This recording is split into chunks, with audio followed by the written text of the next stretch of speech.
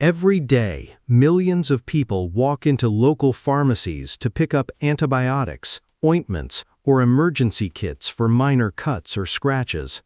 But for 99% of human history, a single venomous bite from a camouflaged snake was a rapid, agonizing sentence of death.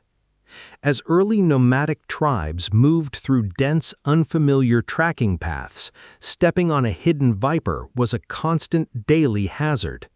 Without access to modern antivenoms or emergency rooms, our ancestors had to rely completely on raw, immediate survival instincts. This meant that surviving a deadly bite required absolute psychological calm and an incredible understanding of local primitive medicine. To understand how early humans beat the clock against spreading venom, we have to look at the immediate mechanics of the human bloodstream. When a toxic bite occurred, a panicked hunter's first instinct to run away would actually kill them faster by pumping the poison directly to their heart. The tribe had to act with absolute speed, forcing the victim to sit completely still while stabilizing the punctured limb. While popular modern myths show people cutting the wound to suck out the venom, doing so in the wild usually caused fatal bacterial infections. Instead of cutting, early healers utilized razor-sharp flint tools to gently scrape the surface skin, encouraging natural bleeding to flush out the surface toxins. They then applied tight strategic bindings using flexible tree bark or twisted animal sinew slightly above the bite zone. This primitive tourniquet was not tight enough to stop deep arterial blood flow, but it successfully slowed the venom from rushing through the lymphatic system. Once the spreading was delayed, the tribe's specialized gatherers had to hunt for specific, highly potent local flora. They would gather wild, tannin-rich plants, crushing them between smooth river stones to create a thick, sticky medicinal poultice.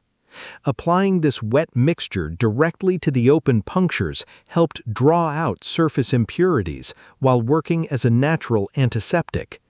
In many ancient cultures, healers also used highly refined charcoal powder paste to bind to the toxic fluids and soothe the blistering tissue.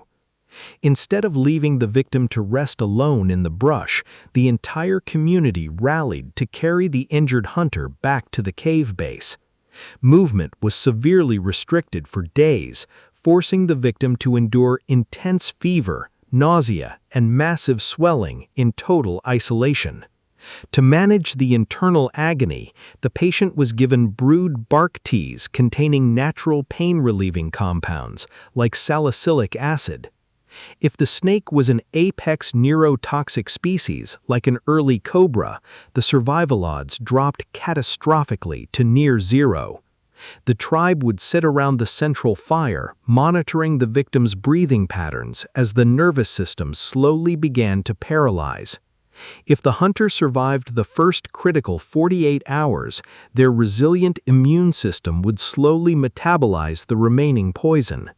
Within a few weeks, the hunter would rejoin the tracking path, bearing deep, permanent tissue scars as a badge of survival. This brutal reality shows that our prehistoric ancestors were not helpless victims of nature.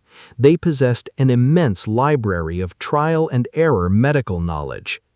Every single one of us alive today exists because our ancestral lineages successfully out-engineered the deadliest predators on Earth from the ground up. If you want to uncover more deep secrets of how our ancestors survived the ancient world, make sure to subscribe to the channel.